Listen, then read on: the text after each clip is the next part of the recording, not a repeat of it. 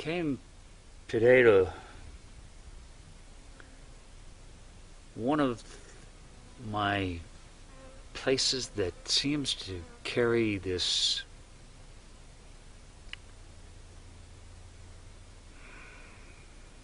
just the deepest resonance of peace.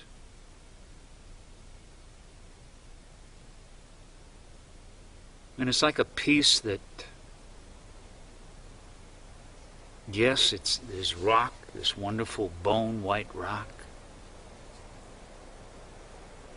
but it seems almost as if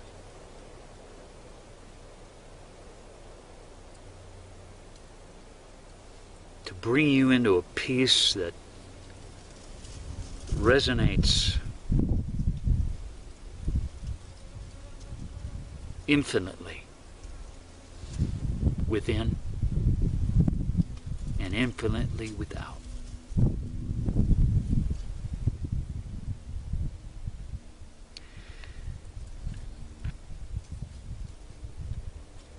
When you live at the center of this circle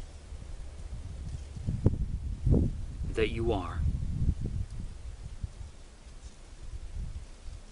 that circle is just simply you as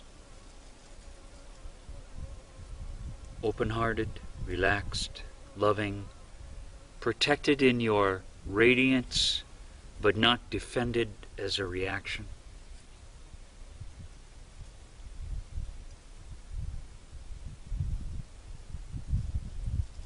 That's who you really are.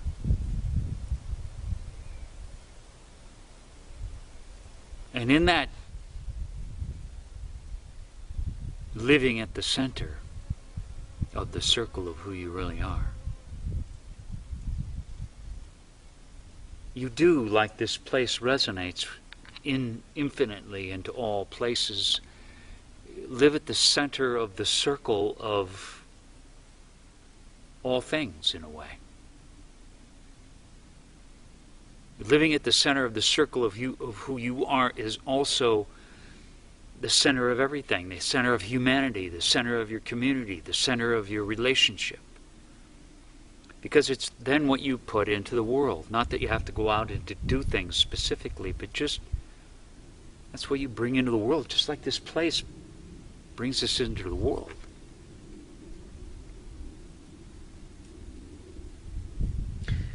And almost in a sense the opposite of that.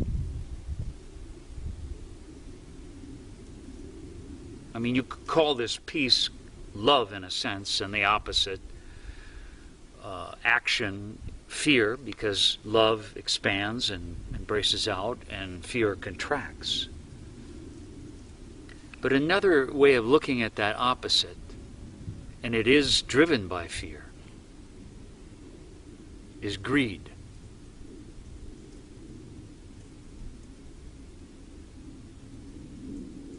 These are actually different ways of describing desire and fear. But desire and fear, it's not that they're any different, because what drives desire is actually fear, as a greed. According to Hopi, greed is what destroyed all the previous worlds. Even though they were cataclysms, fire, ice, and a flood, it was really the greed of man that threw everything out of balance that resulted in the cataclysms. And the same predictions are said for this, the fourth world, as we move into the fifth. Greed and harmlessness, they have to do, usually, not always though, but they are about a relationship. I mean, I could be a farmer and have a farm, and if I were greedy, I might overly exhaust the soil. But I have a relationship with that land, and my greed is causing me now to be harmful to that land, which then ends up throwing everything out of balance, which then does not allow me to provide the food that provides the income for me, So my greed essentially brought me exactly the opposite of what I wanted.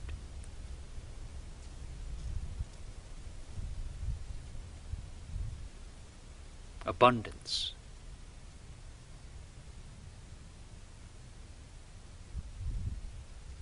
But if you just sort of look at relationships, personal relationships, let's just say between two people. It could be between two sisters.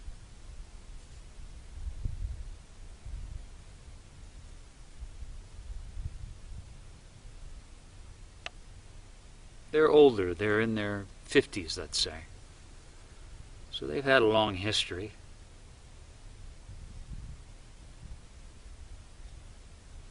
And something comes up between them,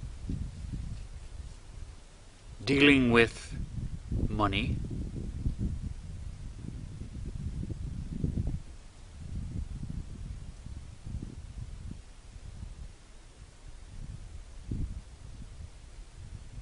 And they are in disagreement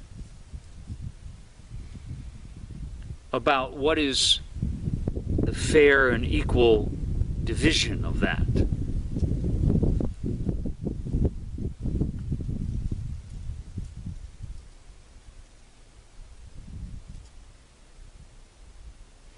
If each one comes from a place of that there's something that perhaps it's not about the money, but it's really about something deeper. It's about their value, their personal sense of value, their personal sense of power, and their personal sense of safety. So again, this is greed driven by fear. Not greed just to have more money so I can feel better, safer. Maybe one of the sisters, their whole life, has never been there for the other one.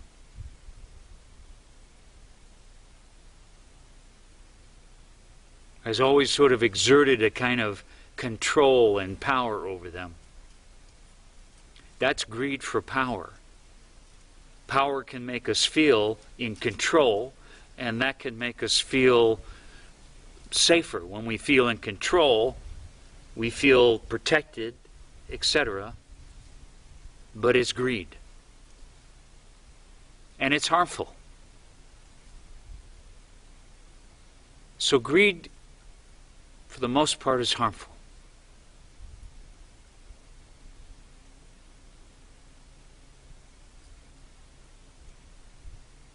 Let's say in a personal relationship between partners, could be male, female, male, female, it doesn't matter, it's the same thing, where there's love involved in intimacy and perhaps sharing a home.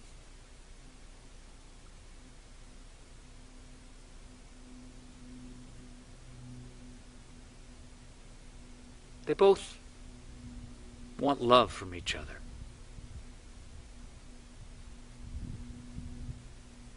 And perhaps because of their history, the one's behavior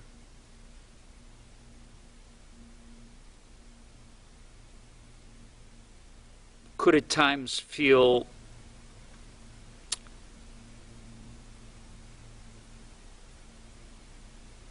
like it makes the other feel like they don't exist, like they're not seen, like they're not respected.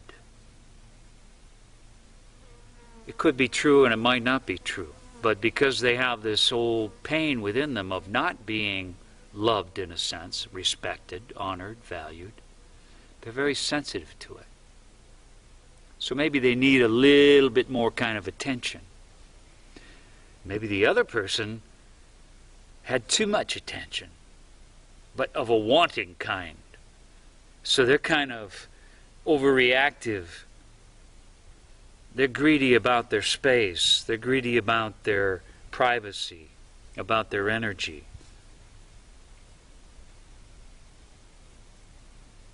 But at the same time, they might feel like they protect people, they want to help people, they want to make them feel safe. So the person that needs that, at first they're attracted to them.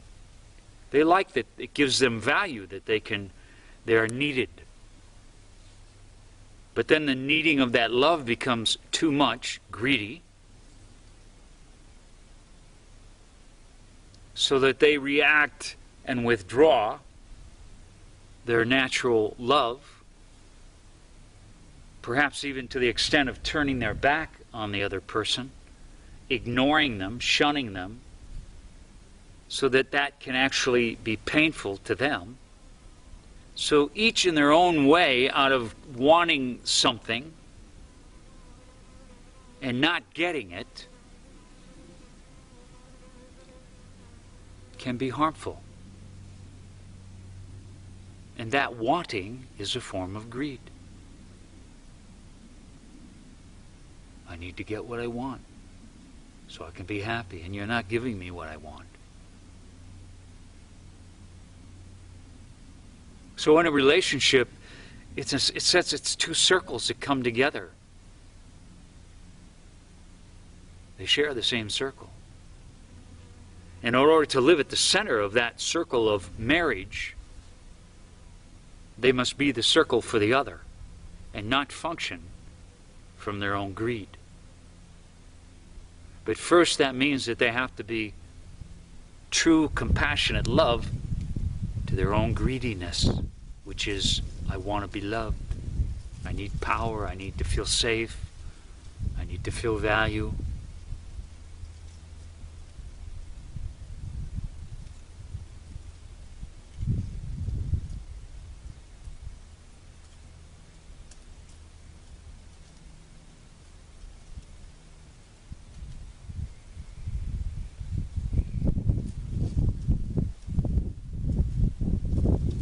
So greed is always, I need it more than you do. I deserve it more than you do.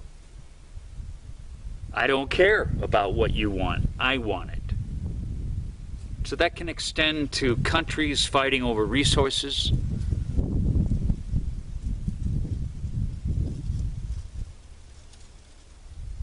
Power in the government, which is can be religious-based, tribal-based. Tribes look out for themselves, not for other tribes. They look out for their, in a sense, gathering and hunting lands, so they can be very protective. That's what wars are about.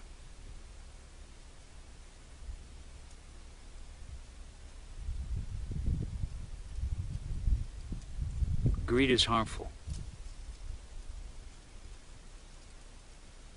The key is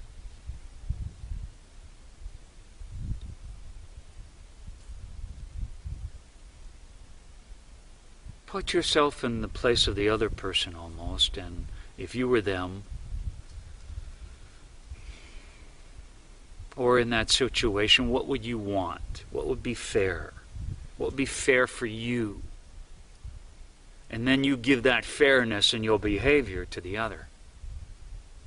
So you treat other people essentially how you want to be treated. You don't want to be treated badly. You don't want to be harmed. But if you don't treat yourself well, if you are not living in the center of the circle of who you are as a compassion for everything that moves inside of you, then those things will act out in forms of greediness. And the harm that you do to yourself, you'll extend into the world. That will be your gift to the world. Your greediness.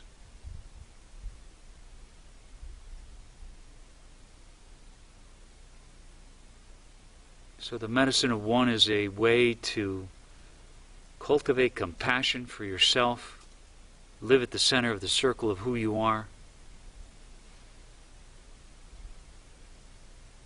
this wonderful peace exuding from you, from that action, that you then extend out to other people.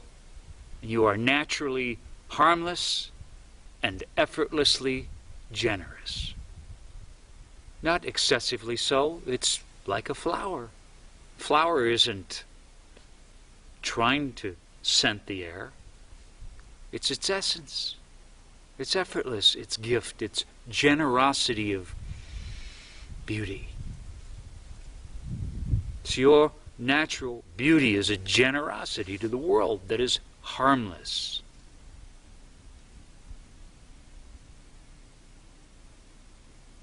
And to live from these hungry ghosts within you that are greedy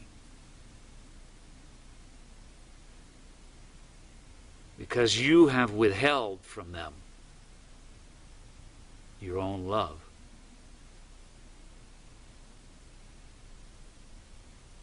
They can then put harmfulness into the world.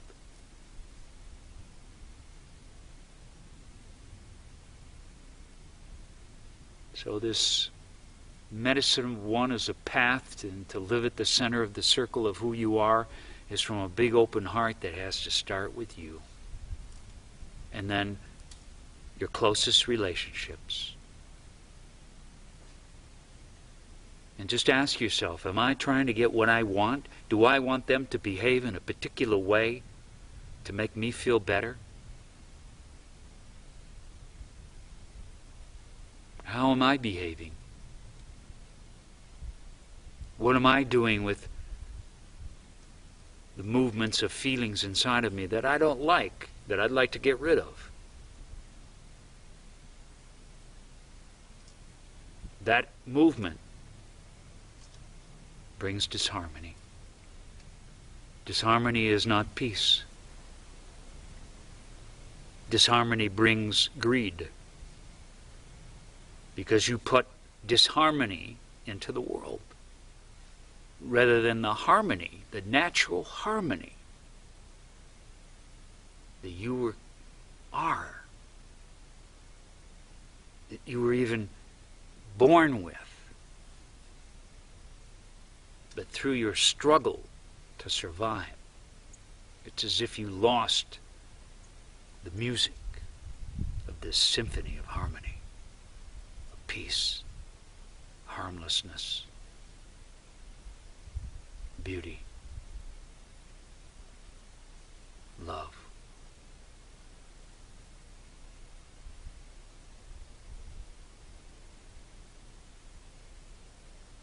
Quiet one.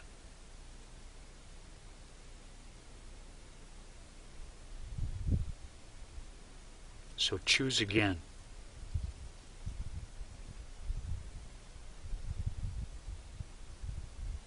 Choose to live harmlessly.